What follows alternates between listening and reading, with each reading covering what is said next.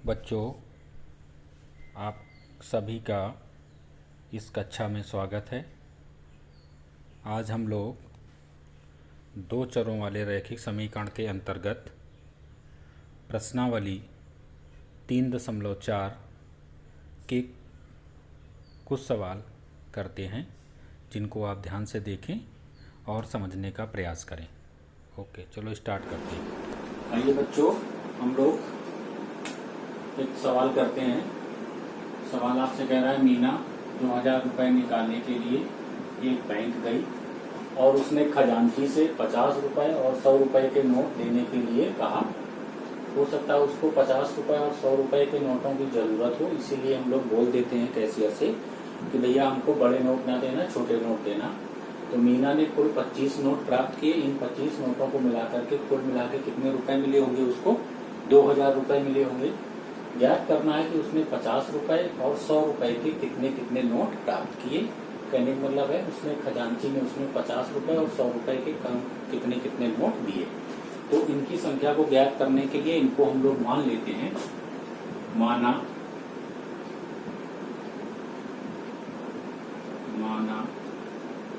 रुपया 50 के नोटों की संख्या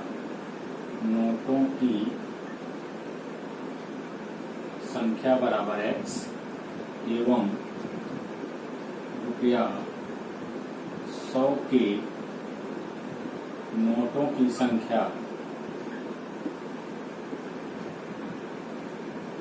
इसको हमने क्या मान लिया? y के मान लिया। प्रथम जो शर्त दी है वो क्या है? प्रथम शर्त कि उसने 2000 रुपये निकाले। इसका मतलब 50 रुपए के एक्स नोट निकाले और 100 रुपए के वाई नोट निकाले।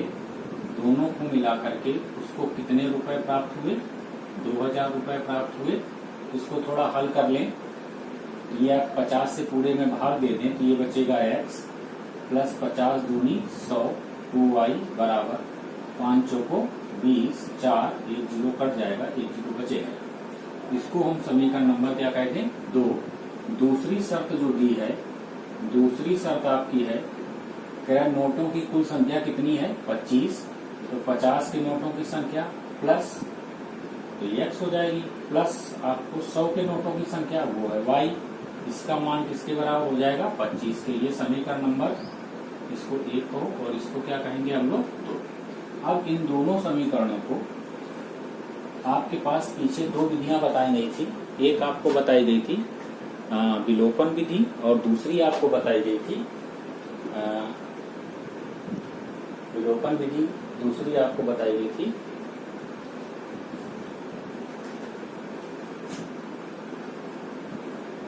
प्रतिस्थापन विधि।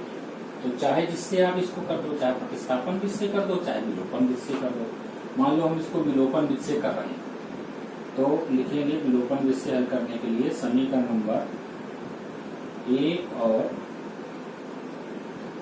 2 से। तो समीकरण 1 हमारे पास है x plus 2y is equal to 40। दूसरा समीकरण है x plus y is equal to 25। इसको हल करेंगे, ये घटाएंगे आपका ये माइनस ये माइनस ये माइनस। घटाया हमने तो घटाने का रीजन ये है कि जो समान गुणांक की राशियां थी उनके चिन्ह समान थे तो इनको घटाते हैं। ये घट जाएगा, 2y से y घटाएंगे तो ये y बचेगा बराबर 40 से 25 घटा दोगे कितना बचेगा बच्चों? 15 के आ जाएगा। तो y का मान कितना आ गया? 15। अब y का मान आप समीकरण नंबर 1 में रख दें। y का मान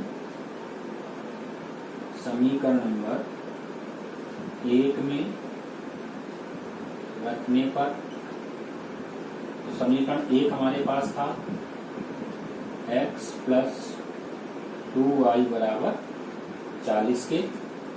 तो x प्लस 2 इंटू वाई की वैल्यू आप रखोगे 15 बराबर 40 के। तो इसका गुणा आप कर देंगे, ये आपके पास बचेगा x प्लस 15 दूनी 30 बराबर 40 के। मीन्स x बराबर आ जाएगा 40 माइनस 30 मीन्स x बराबर आपके पास आ जाएगा 10 के। ठीक है, कहने का मतलब ये हुआ, आंसर हम यहाँ लिख दें तो आंसर हमारा क्या हो जाएगा? कि रुपया 50 के नोटों की संख्या बराबर, वो थी एक्स की वैल्यू आपने कितनी निकाली 10 के, और रुपया 100 के नोटों की संख्या वो y थी, y की वैल्यू आपने कितनी निकाली 15। तो संभवतः ये सवाल आपको समझ में आया होगा। चलो अब हम लोग दूसरा सवाल देखते हैं। तो देखो एक ये बहुत बड़ा सवाल है, ये आपका वही एक्सरसाइज में 3.4 का दूसरे का 5वां सवाल है। सवाल तो बहुत बड़ा दिख रहा है, लेकिन समझते हैं ये दैनिक जीवन की चीजों से जुड़ा हुआ सवाल है और बहुत ही अच्छा सवाल है। कह रहा है किराए पर पुस्तकें देने वाले किसी पुस्तकालय का, हम लोग जनरली पुस्तकालय से किताबें परचेज तो कर नहीं सकते, वहां से हमको किराए पर पुस्तकें मिलती हैं, उन किराया उसका हमको किराया देना होता है। तो इस पुस्तकालय का एक नियम है क्या कि प्रथम 3 दिनों का एक वो नियत किराया लेता है, माने 3 दिन का आपको किराया देना ही देना पड़ेगा, क्यों ना आप एक दिन बुक रखें, तथा उसके बाद प्रत्येक अतिरिक्त दिन का अलग किराया है। प्रथम 3 दिन का वो निश्चित किराया लेता है, 3 दिन के बाद जितने दिन होंगे उतने दिनों का प्रतिदिन के हिसाब से आपसे किराया लेगा। तो एक लड़की थी सरिता, उसने 7 दिनों तक एक पुस्तक रखने के लिए 27 रुपए अदा किए। वो एक किताब ले गई और उसने 3 दिन में नहीं पढ़ पाई, 4 दिन में नहीं पढ़ पाई, 5 दिन में नहीं पढ़ पाई, उसने उसको पढ़ पाया कितने दिनों में 7 दिनों में। तो 7 दिनों के बाद जब उसने पैसे दिए आके तो उसको कितने देने पड़े 27 रुपए। और जबकि सुशी ने एक पुस्तक 5 दिनों तक रखने के लिए 21 रुपए दिए। दूसरी लड़की थी सुशी, उसका नाम सुशी था, ठीक है, उसने 5 दिन पुस्तक रखी और उसने कितने रुपए अदा किए 21 रुपए। तो 3 दिन का किराया तो उसने दिया ही दिया होगा, प्लस 2 दिन का और दिया होगा, चूंकि 5 दिन है, यहाँ 7 दिन थे तो 3 दिन का दिया होगा, 4 दिन का और दिया होगा अलग से। नियत किराया आपको ज्ञात करना है और प्रत्येक अतिरिक्त दिन का किराया आपको ज्ञात करना है। तो हम यहाँ मान लें इसका हल क्या होगा, माना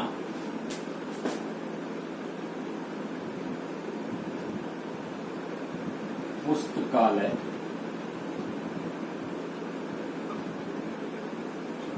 का प्रथम 3 दिन का नियत किराया, नियत माने कांस्टेंट, माने इतना तो आपको देना ही देना है, वो उसने मान लिया x रुपये, ठीक है। और प्रतिदिन का किराया, प्रति दिन का किराया वो आपको अलग से देना होगा, वो उसने मान लिया y रुपया, ठीक है। आप देखो जो पहली शर्त दी है, पहली शर्त बच्चों दी क्या है, इसको समझे। पहली शर्त दी है कि वो 7 दिनों तक किताब को रखती है। तो 7 दिनों तक रखने का तात्पर्य ये है कि प्रथम 3 दिन में किराया जो देगी वो x देगी, फिर 7 में 3 घटा दो, 4 दिन बचे, तो 4 दिन के हिसाब से y रुपया पर डे देगी, तो 4 दिन का किराया हो जाएगा 4y। कुल मिलाकर के वो किराया जो देगी वो कितना देगी 27 रुपये। ये समीकरण नंबर 1 हो गया। और द्वितीय शर्त क्या हो जाएगी बच्चों, द्वितीय शर्त होगी वो 5 दिनों तक रखने के लिए कितना देती 21। तो 3 दिन का किराया x रुपया वो देगी, प्लस उसके पास बचे 2 दिन, ठीक है। तो 2 दिन का किराया जो होगा वो 2y होगा। प्रतिदिन का किराया y रुपया है, तो 2 दिन का किराया 2y रुपये हो जाएगा, ये बराबर हो जाएगा आपके पास 21 रुपए। इतनी बात अगर समझ में आ गई, समीकरण बनते ही इसका सलूशन निकल आता है। आपको विधियां पता है, प्रतिस्थापन विधि और विलोपन विधि, तो इसको हम लोग विलोपन विधि से कर देते हैं। समीकरण नंबर 1 और 2 से सवाल कितना बड़ा था, आंसर हमारा देखिए कितना छोटा है।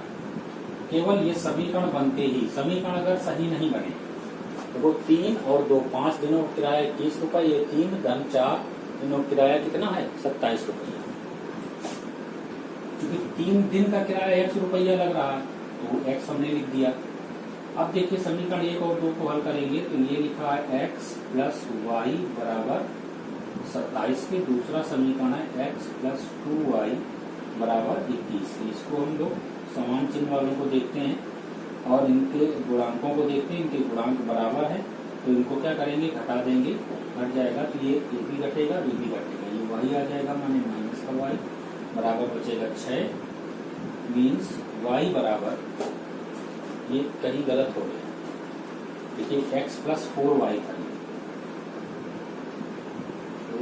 4y से आप घटाएंगे ये क्या आ जाएगा 2y के, माने 2y बराबर 6 आएगा तो y बराबर आपके पास 6/2 मीन्स y बराबर 3। देखते रहिएगा, कहीं भी सावधानी अगर हट गई आपने सवाल गलत लिख लिया तो भी उत्तर गलत ही आएगा, तो ये ध्यान रखें आप। अब y बराबर 3 समीकरण नंबर 1 में रखने पर, समीकरण 1 हमारे पास क्या है, x plus 4y is equal to 27 के, x का मान हमको निकालना है, 4 इंटू वाई का मान 3 निकाला बराबर 27 के, मीन्स x बराबर 27 माइनस 12 के, मीन्स x बराबर आपके पास कितना आ जाएगा 15।